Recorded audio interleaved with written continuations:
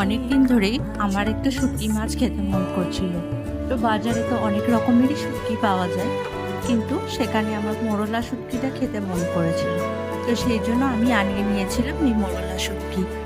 তো তার জন্য আমি এখানে টমেটো, পেঁয়াজ সব কিছু চপ করে নিয়েছি রাফলি।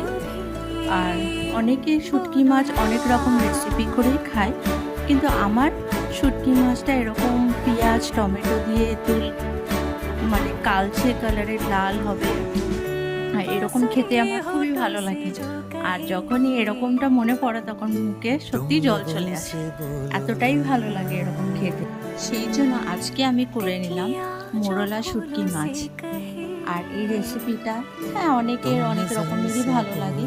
অনেকে বেগুন আলু দিয়েও পছন্দ করে।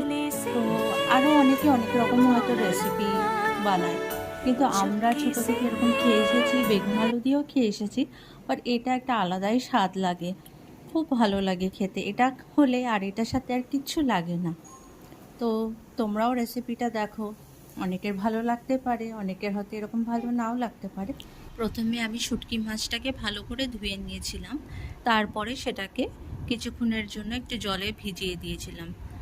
তারপরে আমি তেলের মধ্যে এই শুটকিটাকে ফ্রাই করে নিয়ে, হালকা করে ফ্রাই করে নিয়ে, সেই তেলের মধ্যে, বিকজ সেই তেলের মধ্যে শুটকি মাছের একটা আলাদা টেস্ট রয়ে যায়, তো সেই সেম তেলের মধ্যে আমি পেঁয়াজগুলোকে ফ্রাই করে নিয়েছিলাম।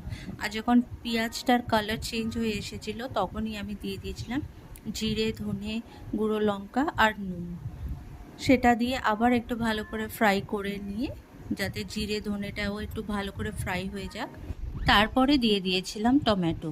টমেটো দিয়েও ভালো করে এটাকে নেড়ে ছেড়ে তারপর ঢেকে ভালো করে কষে, ব্যাস সিম্পল হয়ে গেল আমার শুটকি ভুনা।